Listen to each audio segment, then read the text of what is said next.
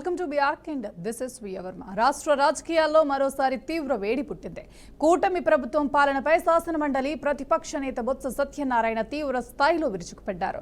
రైతులు, మహిళలు, పేదలను ఈ ప్రభుత్వం నడి రోడ్డుపై నిలబెట్టిందని ఆరోపించారు. ఎరువుల కోసం రైతులు క్యూ లైన్లలో నిలబడాల్సి వస్తే యూరియా ధరలు రెట్టింపు అయినా ప్రభుత్వం చూస్తూ ఊరుకుంటుందంటూ మండిపడ్డారు. ఇదే సమయంలో భోగాపురం ఎయిర్పోర్ట్ క్రెడిట్ అంశంపై మరోసారి రాజకీయ దుమారం మొదలైంది. ఈ ప్రాజెక్ట్ ఘనత పూర్తిగా మాజీ సీఎం వైఎస్ జగన్నేనంటూ బొత్స స్పష్టం చేయటం, కేంద్ర మంత్రి రామ్మోహన్ నాయుడు కావాలనే జీఎంఆర్ పేరును విస్మరిస్తున్నారన్న ఆరోపణలు చేయటం సంచలనంగా మారాయి. అదే కాదు, రాష్ట్రంలో శాంతి భద్రతలు క్షీణించాయని డీజీపీ చెప్పడం సిగ్గుచేటని, సీఎం చంద్రబాబు ముందస్తు సమాచారం లేకుండానే విదేశాలకు వెళ్లటం రాజ్యాంగ విరుద్ధమని బొత్స విమర్శల వర్షం కురిపించారు. రైతుల సమస్యల నుంచి భోగాపురం క్రెడిట్ వరకు, శాంతి భద్రతల నుంచి జల వివాదం వరకు బొత్స వ్యాఖ్యలు రాజకీయ దుమారం రేపుతున్న వేళ నిజంగా ప్రభుత్వం విఫలమైందా లేదా ప్రతిపక్షం రాజకీయ ఆరోపణలేనా? రాష్ట్రంలో రైతుల పరిస్థితి ఏంటి? గతేడాది ఎరువుల కోసం రైతులు క్యూ లైన్లలో నిలబడిన దృశ్యాలు ఇంకా ప్రజల కళ్ళ ముందే ఉన్నాయి. 250 ఉండాల్సిన యూరియా 500కు అమ్ముతున్నా ప్రభుత్వం కనీసంగా స్పందించలేదన్న ఆరోపణలు ఇప్పుడు మళ్లీ తెరపైకొచ్చాయి. వైఎస్ఆర్సీపీ హయాంలో రైతుల తరపున క్రాప్ ఇన్సూరెన్స్ ప్రీమియం ప్రభుత్వమే చెల్లించిందని, ఇప్పుడు ఆ విధానాన్ని పూర్తిగా పక్కన పెట్టి రైతులను గాలికి వదిలేశారని బొత్స మండిపడ్డారు. మహిళల విషయానికి వస్తే వితంతువులకు 2 ఏళ్లుగా కొత్త పింఛన్లు మంజూరు కావటం లేదన్న ఆరోపణలు, తల్లికి వందనం పథకం ఇప్పటికీ 4 లక్షల మంది పిల్లలకు అందలేదన్న విమర్శలు పాలకులపై ఒత్తిడి పెంచుతున్నాయి. ఇది పాలన వైఫల్యమా లేదా ఆర్థిక పరిమితుల పేరుతో బాధ్యత తప్పించుకుంటున్న పరిస్థితినా? రైతులు, మహిళలు, పేదలు అడుగుతున్న ప్రశ్నకు ప్రభుత్వం సమాధానం చెప్పాల్సిన సమయమిది. భోగాపురం ఎయిర్పోర్ట్ క్రెడిట్ అంశం ఇప్పుడు పూర్తిగా రాజకీయ రంగు పులుముకుంది. ఈ ప్రాజెక్ట్ ఘనత ముమ్మాటికి వైఎస్ జగన్నికేనని బొత్స స్పష్టం చేయటం, భూసేకరణకు జగన్ 1000 కోట్లు కేటాయించారని గుర్తు చేయటం కొత్త చర్చకు దారితీసింది. 2026 డిసెంబర్ నాటికి పూర్తి చేయాలని జీఎంఆర్ను జగన్ ఆదేశించడమే పనులు వేగంగా సాగటానికి కారణమని బొత్స వాదన. అయితే కేంద్ర మంత్రి రామ్మోహన్ నాయుడు కావాలనే జీఎంఆర్ పేరును పక్కన పెడుతున్నారని ఆరోపణలు రాజకీయంగా మరింత మంటలు రాజేశాయి. ఇదే సమయంలో శాంతి భద్రతలపై డీజీపీ వ్యాఖ్యలు కూడా తీవ్ర విమర్శలకు గురవుతున్నాయి. రాష్ట్రంలో వాహనాలు లేవని, శాంతి భద్రతలు క్షీణించాయని డీజీపీ చెప్పడం సిగ్గుచేటని బొత్స ధ్వజమెత్తారు. సీఎం చంద్రబాబు ఎక్కడికి వెళ్తున్నారో చెప్పకుండా విదేశాలకు వెళ్లటం రాజ్యాంగ స్ఫూర్తికి విరుద్ధమని తీవ్ర వ్యాఖ్యలు చేశారు. ఏపీ, తెలంగాణ జల వివాదంలో రేవంత్ రెడ్డి మాటలు అబద్ధమైతే చంద్రబాబు చెప్పేవన్నీ నిజాలేనా అన్న ప్రశ్నతో బొత్స రాజకీయ వేడి మరింత పెంచారు. ఇది ప్రతిపక్ష రాజకీయం మాత్రమేనా లేదా ప్రభుత్వంపై ప్రజల్లో పేరుకుపోతున్న అసంతృప్తికి ప్రతిబింబమా? రాష్ట్ర రాజకీయాల్లో ఈ వ్యాఖ్యలు ఎటు దారి తీస్తాయో వేచి చూడాల్సిందే. మరి ఇదే అంశానికి సంబంధించి పూర్తి సమాచారాన్ని బొట్ల రామారావు గారు, వైసీపీ స్పోక్స్ పర్సన్ అందిస్తారు. నమస్కారం అండి రామారావు గారు.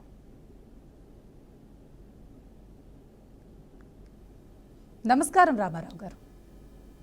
నమస్కారం మేడం. నమస్కారం రామారావు గారు, భోగాపురం ఎయిర్పోర్ట్ను మీరు వ్యతిరేకించిన మాట వాస్తవం కాదు. ఇప్పటికీ దానికి సంబంధించి మీ పార్టీ అధినేత చెప్పిన మాటలు ఇప్పటికీ వైరల్ అవుతూనే ఉన్నాయి. ఇప్పుడు అంతా మా వల్లే అని అంటున్నారు. ఇది ప్రజలు నమ్మే పరిస్థితి ఉందంటారా? మేడం, ముందుగా నమస్కారం. ఇక్కడ భోగాపురం ఎయిర్పోర్ట్కి సంబంధించి చిత్తశుద్ధితోటి దాన్ని కంప్లీట్ చేయడానికి ఏదైతే బిఎంఆర్ సంస్థతోటి చర్చలు జరిపి ఆ సంస్థను ముందుకు తీసుకొచ్చి దాన్ని పూర్తి చేసేదానికి దానికి కార్యాచరణ కూడా నిర్ణయించి ఆ కంప్లీట్ అయ్యేటటువంటి తేదీని కూడా ఖరారుగా 2022 సంవత్సరానికి కంప్లీట్ అవుతుందని ప్రకటన చేయించినటువంటి ఘనత మా నాయకుడు జగన్మోహన్ రెడ్డి గారు దక్కుతుంది. కానీ ఇక్కడ వీళ్ళు అనవసరమైనటువంటి రాద్ధాంతం చేస్తున్నారు. మనం చూసాం, చాలా ప్రాజెక్టులు కానీ, చాలా ఈ యొక్క సంస్థలను కానీ, లేకపోతే ఇట్లా పోర్టులు కానీ, వీటన్నిటిని కూడా అట్లా మెడికల్ కాలేజీల అంశాల్లో కూడా మా నాయకుడు జగన్మోహన్ రెడ్డి గారు చిత్తశుద్ధితో కంప్లీట్ చేయించి వాటిని ముందుకు తీసుకొస్తుంటే వీళ్ళు మేమే చేయించాము అనేటటువంటి ఒక పబ్లిసిటీ చేసుకుంటున్నారు. వీళ్ళంతా కూడా డైవర్షన్ పాలిటిక్స్ చేసి మా నాయకుడు జగన్మోహన్ రెడ్డి గారు చేసినటువంటి పనులు కూడా మనం చూస్తే విశాఖపట్నంలో కూడా ఆ యొక్క చాలా మేము పరిశ్రమలు తీసుకొచ్చామని చెప్పి మా నాయకుడు జగన్మోహన్ రెడ్డి గారు తీసుకొచ్చిన వాటికి మళ్ళా తిరిగి శంకుస్థాపన చేస్తారు. అంతెందుకండి, 2014-19 మధ్య ప్రధానమంత్రి మోడీ చేత అమరావతి రాజధాని అని శంకుస్థాపన చేసి మళ్ళీ ఇప్పుడు మళ్ళా ఈ పీరియడ్లో కూడా శంకుస్థాపన మళ్ళా ఆయన చేత చేయించారు. ఎందుకంటే ఆశాస్పదమైనటువంటి అంశాలు మరొకటి ఉండవు కదండి. రామారావు గారు, క్రెడిట్ కోసం తాపత్రయం తప్ప మీకు అభివృద్ధి పట్ల చిత్తశుద్ధి లేదు అనేది టీడీపీ వాదన. ఇది నిజం కాదంటారా? ఇది చాలా తప్పుడు ఆరోపణలు, తప్పుడు ప్రచారం అండి. ఎందుకంటే మా నాయకుడు జగన్మోహన్ రెడ్డి గారు చేసినటువంటి పనులను మేము అసలు ఎక్కడ చెప్పుకోలేదు, సక్రమంగా ఎక్స్పోజ్ చేయలే. ఇప్పుడిప్పుడు తెలుస్తా ఉన్నాయి ప్రజలకు ఏ టైంలో ఎవరు హయాంలో ఏమేమి జరిగింది, ఎంత మేలు జరిగింది అనేటువంటి అంశం చూస్తే జగన్మోహన్ రెడ్డి గారి హయాంలో అభివృద్ధి, సంక్షేమం రెండు కూడా సమపాలనలో తీసుకునే రాష్ట్రాన్ని పరుగులు పెట్టించినటువంటి పరిస్థితి మనకు కనిపిస్తుంది. ఎన్నో పరిశ్రమలు తీసుకొచ్చారు.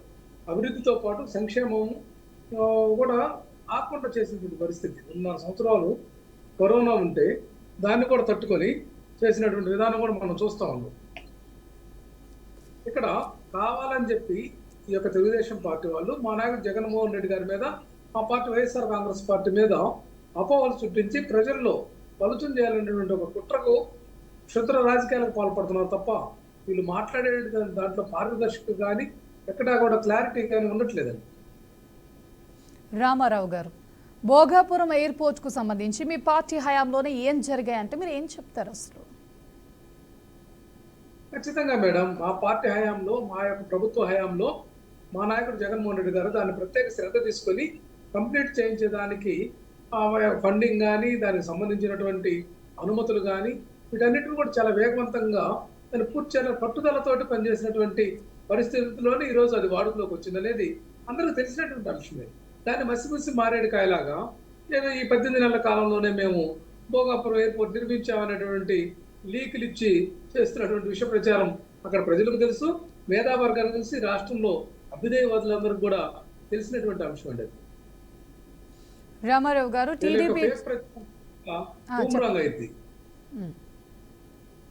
టీడీపీ ఇచ్చిన హామీలు అమలు కాలేదని అంటున్నారు, కానీ వాళ్ళు ఏమీ పూర్తిగా అమలు అయ్యాయి అని అంటున్నారు. ఏంటి ఇది పొలిటికల్ గేమ్ అనుకోవాలా? ఎక్కడ మేడం వాళ్ళు ఎక్కడన్నా ఒక ప్రాజెక్ట్ తీసుకొచ్చారా ఈ రాష్ట్రానికి? ఏమైనా ఒక కాలేజీ నిర్మించారా? మేము 17 మెడికల్ కాలేజీలు, 4 పోర్టులు తీసుకొచ్చాం, విమానాశ్రయాలు పూర్తి చేశాం. అట్లాగే ఎన్ని అంశాల్లో వైఎస్ఆర్ కాంగ్రెస్ పార్టీ ప్రభుత్వం యొక్క ఆలోచన విధానం కానీ, శ్రద్ధాశక్తులు కానీ క్రిస్టల్ క్లియర్ కనిపిస్తున్నాయి. మరి చంద్రబాబు నాయుడు గారు చేసినటువంటి ఏదన్నా ఒక పని, పూర్తి చేసినటువంటి ఏదన్నా ఒక పని చెప్పేటటువంటి దమ్ము. ఫ్రీ బస్ ఇచ్చారు కదా మేడం, ఫ్రీ బస్ ఇచ్చారు కదండి, సూపర్ 6 లో ఒక పథకం. అది చెప్పినట్లు ఇవ్వలేదు కదా మేడం. రాష్ట్ర వ్యాప్తంగా ఫ్రీ బస్ ఇస్తామని దానికి కూడా 1,00,000 మెరికలు పెట్టారు. ఫ్రీ బస్ కాదు కదా, 147 హామీలు ఇచ్చి ఏ ఒక్క హామీని సక్రమంగా అమలు చేయలేదు. మనం చూస్తున్నాం. అమ్మఒడి పథకం మేము ఉంటే దాన్ని మేమే తీసుకొచ్చామని అన్నదాత ఏదైతే దాని పేరు మార్చి తీసుకొచ్చి దాన్ని కూడా సక్రమంగా అమలు చేయట్లేదు. అట్లాగే అన్నదాత సుఖీబాబు పేరుతోటి మా యొక్క రైతు భరోసాను కూడా వాళ్ళు మళ్ళీ పేరు మార్చి అస్తవ్యస్తంగా చేస్తున్నారు. ఇప్పుడు 2 సంవత్సరాలు రైతు భరోసా ఇవ్వాల్సి ఉంటే సక్రమంగా ఇవ్వలేదు కదండి. అట్లా ఫ్రీ గ్యాస్ సిలిండర్లో కూడా ఫెయిల్ అయ్యారు. కానీ వీళ్ళు సూపర్ 6 పదం సూపర్ హిట్ అయిందని సభలు పెట్టి డప్పు కొట్టుకోవడం ఎంతవరకు సమంజసం అండి? ఈ రోజు నిరుద్యోగుల యొక్క వృత్తి గురించి వాళ్ళు సూపర్ 6 లో చెప్పి వెనకడుగేశారు. మహిళలకు ప్రతి నెల 1,500 ఇస్తామని ఇవ్వలేదే ఇప్పటికీ. ఇంతకంటే ఇంకేం కావాలి? అసలు ఈ రాష్ట్రంలో పెన్షన్లన్నీ కూడా విపరీతంగా తీసివేసి ఈరోజు నామకే వస్తీగా 100ల కొద్దీ ఒక 100, 200 ఒక నియోజకవర్గానికి ఇస్తామని చెప్పడం హాస్యాస్పదం కాదా? తీసేసిన పెన్షన్లు ఎన్ని, మీరు ఇస్తున్నటువంటి పెన్షన్లు ఎన్ని? ఇదంతా కూడా ఒక మాయాజాలం చేసి మోసపోతున్నటువంటి విధానంతో ఈ ప్రభుత్వం నడుస్తుంది తప్ప ప్రజల పట్ల ఏమాత్రం చిత్తశుద్ధి లేదని మాత్రం నేను చెప్పగలను. రామారావు గారు, అమరావతి విషయంలోనూ మీరు డబుల్ క్రాస్ మాట్లాడారనేది టీడీపీ వాదన. దీన్ని మీరు ఖండించగలరా, లేదా ఇది నిజం కాదా? అవునా? అమరావతి అంశంలో తెలుగుదేశం పార్టీ కేవలం ఇన్సైడ్ ట్రేడింగ్ కోసం పనిచేస్తా ఉంది. ఎందుకంటే మనం చూస్తే అప్పట్లో మా నాయకుడు కూడా చెప్పాడు. అయితే ఇక్కడ చట్టంలో ఉన్నటువంటి లొసుగులను వీళ్ళు ఆసరా చేసుకొని చేస్తున్నటువంటి యొక్క వ్యాపార క్రీడ అనేది కొనసాగుతూ ఉంది. అసలు 18,000 ఎకరాలు సరిపోతుంది, 1,800 ఎకరాలు సరిపోతుందని చెప్పి తర్వాత 33,000 ఎకరాలు సేకరణకు పూనుకోవడం, మళ్ళీ ఇప్పుడు 44,000 ఎకరాలు మేము సేకరణకు పూనుకున్నామని చెప్పి ప్రకటిస్తే అక్కడ అమరావతి ప్రాంత రైతులు వీళ్ళని సభలు సమావేశాల్లో చొక్కాలు పట్టుకొని నిలదీశారు కదండి. వీళ్ళ యొక్క వికృత క్రీడ. వీళ్ళు ఏంటంటే జేబులు నింపుకోవడానికి, తమ యొక్క అనుయాయ సంస్థలకు, లేకుంటే తాము అవినీతి పాల్పడటానికి ఆస్కారం ఉన్నటువంటి సంస్థలకు భూములు కట్టబెట్టడానికి చేస్తున్నటువంటి ప్రయత్నం తప్ప అమరావతి మీద వీళ్ళకి ఏమాత్రం చిత్తశుద్ధి లేదనేది మనకు అర్థమైంది కదండి. తాత్కాలికమైనటువంటి భవనాలు, తాత్కాలికమైనటువంటి రాజధాని వీళ్ళ యొక్క విజన్ ఇదేనండి. విజన్ అంటే వీళ్ళది అసలు ఇంతకుముందు 2020 అన్నాడు, ఇప్పుడు 2040 అంటున్నారు. అంటే ఎంత కాపీ కొడుతున్నారు అంటే వీళ్ళ యొక్క విధానం ఏంటనేది మనకు అర్థమవుతా ఉంది. వీళ్ళు కేవలం మాటలు మోసపూరితమైనటువంటి మాయాజాలంతో కాలం గడిపి విపరీతంగా డబ్బులు కొల్లగట్టి వెనకేసుకోవాలి వీళ్ళు వీళ్ళ అనుయాయులు అంతే తప్ప వీళ్ళకి మరొక విజన్ లేదు, పాడు లేదు. వీళ్ళు ఆస్తులను కాపాడుకుంటూ తమ ఆస్తులను విపరీతంగా పెంచుకోవాలనేటువంటి తాపత్రయం ఉంది. స్వయాన ఆయనే చెప్పాడు కదండి, 48 మంది ఎమ్మెల్యేలు అవినీతి అక్రమాలకు పాల్పడుతున్నారని. ఇవాళ ప్రతి అసెంబ్లీ నియోజకవర్గంలో పీడిఎస్ బియ్యం కాడి నుంచి, ఇసుక కాడి నుంచి, ఊరూర బెల్ట్ షాపుల దగ్గర నుంచి వీళ్ళ యొక్క దందాలు చూస్తా ఉంటే విచిత్రంగా ఉన్నాయి కదండి. అసలు రెవెన్యూలో కూడా ఏదైనా ఒక్క పట్టాదారు పాస్ బుక్ ₹1 లంచం లేకుండా ఇప్పించేటటువంటి పరిస్థితి ఈ ప్రభుత్వంలో ఉందని చెప్పమనండి ఎవరినైనా. ఒక రెవెన్యూ అధికారి మీద, అవినీతి అధికారి మీద చర్యలు తీసుకున్నటువంటి పరిస్థితి ఈ ప్రభుత్వంలో ఉందా చెప్పమనండి. వీళ్ళు కేవలం కాలం గడిపి పబ్బం గడుపుకొని ప్రజలు ఏదో ఒక విధంగా మోసం చేసి ఓట్లు వేయించుకొని తమ యొక్క ఆస్తులను కూడబెట్టుకొని దాన్ని కాపాడుకోవడానికి ప్రయత్నాలు తప్ప వీళ్ళు ఎంజాయ్మెంట్స్, వీకెండ్ ఎంజాయ్మెంట్స్ ఇక్కడ ఏదైతే చూసాం మనం ప్రతి నెల ప్రతి వారము హైదరాబాద్కి వెళ్ళడం, అక్కడ ఎంజాయ్ చేయడం. అది దానికి తోడు కొత్త సంవత్సరంలో వీళ్ళందరూ ముగ్గురు ముఖ్యమంత్రి, ఉప ముఖ్యమంత్రి, అట్లాగే డిఫాక్టో సీఎంగా ఉన్నటువంటి లోకేష్ ఎక్కడికి వెళ్ళారో తెలియనటువంటి పరిస్థితి ఉంది. ఇక్కడేమో మద్యం షాపులు బార్లాగా తెరవండి 12 గంటల దాకా అమ్మకాలు చేసుకోమని యువతను ఎడదరోవ పట్టించి వీళ్ళు మాత్రం పుట్టుచప్పుడు కాకుండా వీళ్ళ ఆస్తులను పెంచుకోవడానికి, ఇతర దేశాల్లో కూడబెట్టుకోవడానికి, ఇతర దేశాలు ఇన్వెస్ట్ చేయడానికి పారిపోయారని అర్థమవుతుంది కదండి. ఇక్కడ ప్రభుత్వంలో ఉన్నటువంటి వ్యక్తులు పారదర్శకంగా ఉండాలి. వాళ్ళ యొక్క పర్యటనలు కానీ, వాళ్ళ యొక్క జీవన విధానం కానీ, వాళ్ళ యొక్క టూర్లు ముఖ్యంగా వీళ్ళు అసలు ఏమైపోయారో తెలియనటువంటి విచిత్రమైనటువంటి పరిస్థితి యొక్క భారత ప్రజాస్వామ్య వ్యవస్థకే వీళ్ళు ప్రశ్నార్థకంగా మారారని మాత్రం మనం ఖచ్చితంగా ప్రజలు ప్రశ్నిస్తున్నారని వీళ్ళు తెలుసుకోవాల్సిన ఆవశ్యకత ఉందండి.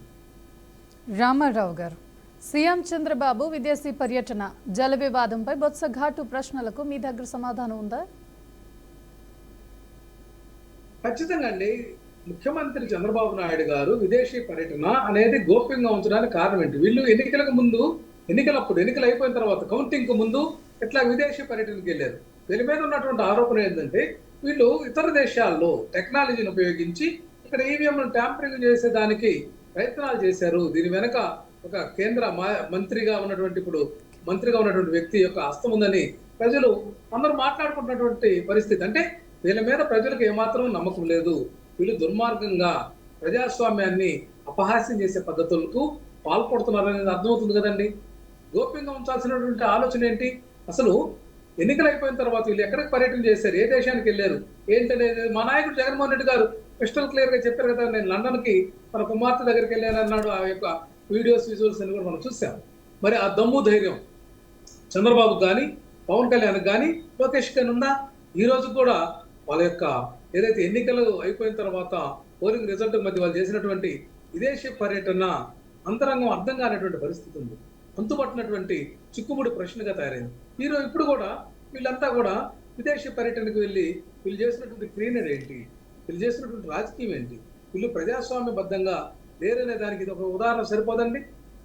దాచిపెట్టి వీళ్ళ పర్యటనను వీళ్ళు విదేశీ పర్యటనలో దాక్కోవాల్సినటువంటి ఆలోచన కానీ, అటువంటి దుర్మార్గమైనటువంటి విధానం ఏంటని ప్రజలు క్వశ్చన్ చేస్తుంటే ఆన్సర్ లేదు ఈ రోజు కూడా.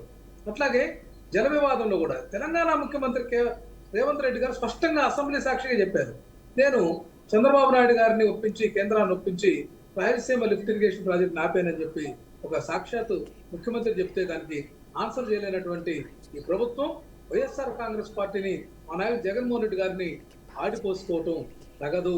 ఈ ప్రజలు గమనిస్తున్నారు. 18 నెలలుగా మీరు చేస్తున్నటువంటి నిర్వాహకం అందరికీ తెలిసింది.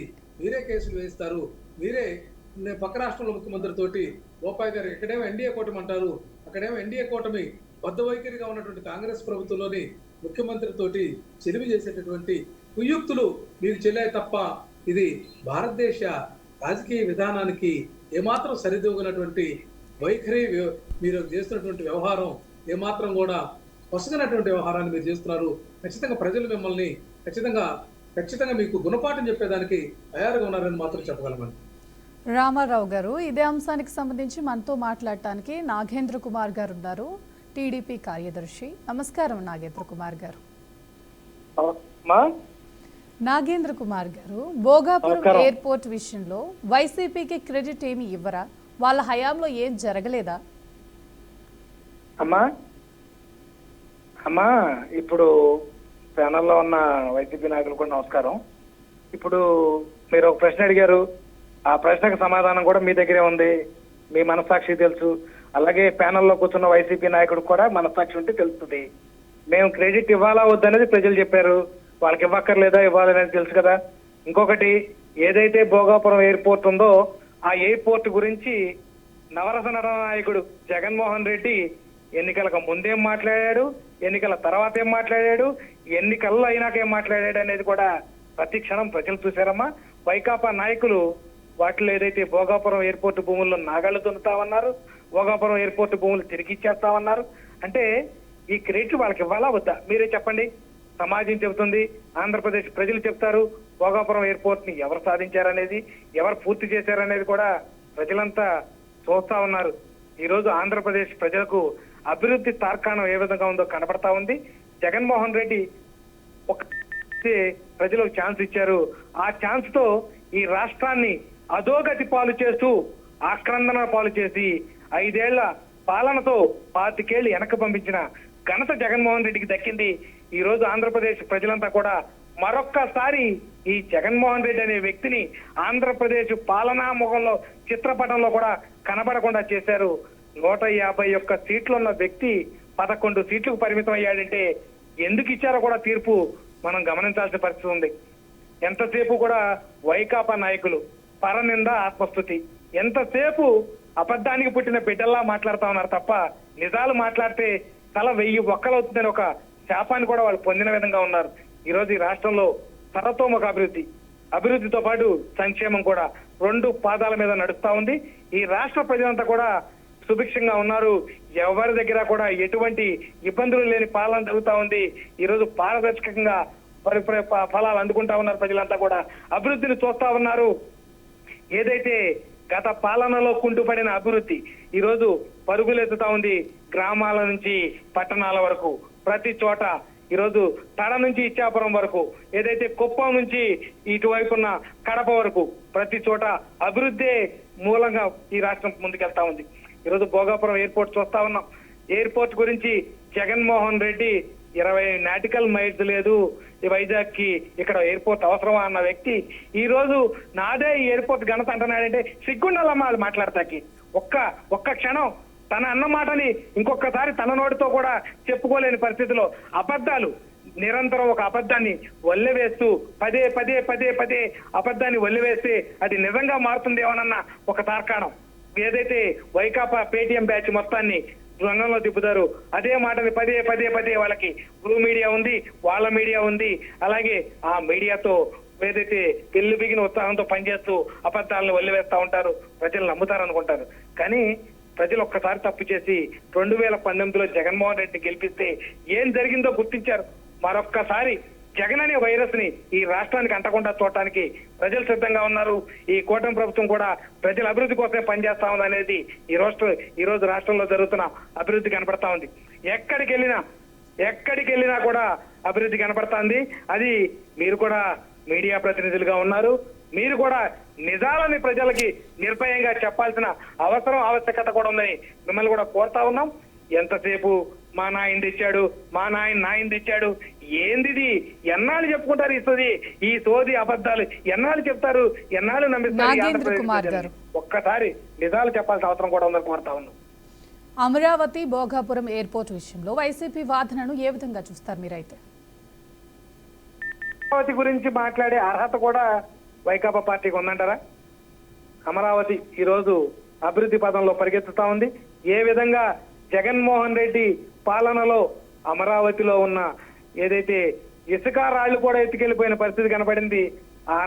ఆ పరిస్థితి నుంచి ఈ రోజు నిన్న కాక మొన్న నెల రోజుల క్రితం భారతదేశంలో ఉన్న అతిపెద్ద బ్యాంకులకు బ్యాంకింగ్స్ అన్ని కూడా శంకుస్థాపన చేసి వాళ్ళకి రీజనల్ కార్యాలయాలు ఇక్కడ ఏర్పాటు చేయడానికి ముందుకెళ్తా ఉన్నారంటే ఏ విధమైన అభివృద్ధి కనబడతా ఉంది.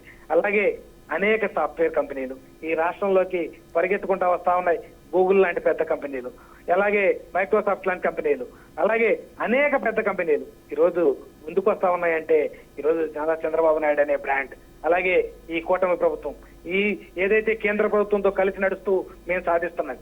అలాగే ఈరోజు చెప్తా ఉన్నారు చంద్రబాబు నాయుడు గారు ఎవరితో స్నేహం చేసినా జర ముందే చేస్తారు తప్ప వీళ్ళకలాగా లోపలికి వెళ్ళి కాళ్ళు మొక్కి సమస్యలు తీసుకునే పరిస్థితి కాదు. తెలుగుదేశం పార్టీతో పోరాడుతున్నామంటూ భారతీయ జనతా పార్టీ అధినేత ఏదైతే షా గారు ఉన్నారో వాళ్ళ కొంపలో ఏదైతే విజయసాయి రెడ్డి గారు ఏ విధంగా పడిగాపులు పడ్డాడో, జగన్మోహన్ రెడ్డి ఏ విధంగా కాళ్ళు మొక్కాడో మనకు తెలుసు. అలాగే గతంలో కూడా సోనియా గాంధీ కాళ్ళు ఏ విధంగా పట్టుకుని బెయిల్ తెచ్చుకున్నారో కూడా తెలుసు, ప్రపంచానికి తెలుసు. ఈ రోజు అంటే ఒక చిన్న ఎగ్జాంపుల్ అమ్మా, ఒక వ్యక్తి ఏదైనా తప్పు చేస్తే 3వ నెలలో 4వ నెలలో ఆ బెయిల్ రద్దు చేసి మరొక్కసారి కేసుని పిలుస్తారు. 12 సంవత్సరాలు పూర్తయినాయి, పుష్కరం పూర్తయిందమ్మా ఒక వ్యక్తి బెయిల్ మీద ఉండి. అంటే ఏ విధంగా వ్యవస్థలను మేనేజ్ చేస్తా ఉన్నాడో కనబడతా ఉంది. ఈరోజు న్యాయ వ్యవస్థ గురించి మాట్లాడకూడదు కాబట్టి మాట్లాడతలేదు, కానీ ఈరోజు ఏ విధంగా జగన్మోహన్ రెడ్డి పాలన జరుగుతా ఉందో, ఏ విధంగా జగన్మోహన్ రెడ్డి చేశాడో కూడా ప్రజలు గమనించారు. ప్రజలు చాలా తెలియగలమ్మా. అందుకే 11 సీట్లు పరిమితం చేసి నువ్వు ప్రతిపక్ష నాయకుడు హోదా కూడా లేదయ్యా నీకు, నువ్వు మామూలుగా సాధారణ ఎమ్మెల్యేగా మాత్రమే మిగిలావని ప్రజలు తీర్పిచ్చారు. ఆ తీర్పుని గౌరవించైనా ఎప్పటికైనా బుద్ధి తెచ్చుకునే పరిస్థితి లేదు. ఇంకా అబద్ధాలు రఫా నరికేస్తామంటారు, చంపేస్తామంటారు. మేము అధికారంలోకి వస్తే వాడిని తీసేస్తాం, వీడిని తీసేస్తాం. ఏంటమ్మా ఈ కర్మ ఆంధ్రప్రదేశ్ ప్రజలకి? వీళ్ళ మగతనాలు తొత్తాకి వీళ్ళతో చంపించుకోవడానిక వీళ్ళ అధికారంలో తెచ్చేది? Thank you sir. రామారావు గారు మీరేమంటారు? నాగేంద్ర గారి వ్యాఖ్యలను మీరు సమర్థిస్తారా? ఆయన యొక్క వ్యాఖ్యలన్నీ కూడా అభ్యంతరకరం అండి. ఇప్పుడు రఫా అనేటువంటి ఆ యొక్క పోస్టర్ని తెలుగుదేశం పార్టీ కార్యకర్తే కదా ప్రదర్శించింది. ఈ అంశాన్ని వాళ్ళు గమనించాల్సినటువంటి ఆవశ్యకత ఉంది. ఏది ఏమైనా సరే ఈ రాష్ట్రంలో తెలుగుదేశం పార్టీ ఆధ్వర్యంలోని ఈ యొక్క కూటమి ప్రభుత్వం చేస్తున్నటువంటి విధ్వంసం, ఈ యొక్క రాష్ట్ర యొక్క ప్రయోజనాలన్నీ కూడా మంట కలిసిపోతున్నాయని అంటే ఎటువంటి సందేహం లేదు. అయితే వీళ్ళు మీడియా ద్వారా చేస్తున్నటువంటి విష ప్రచారాన్ని ప్రజలంతా కూడా గమనిస్తున్నారు. థ్యాంక్ యూ రామారావు గారు, మీ అద్భుతమైన విశ్లేషణ అందించినందుకు ధన్యవాదాలండి. ఇది ఇవాల్టి BRK in depth. Keep watching BRK news Telugu. సత్తా.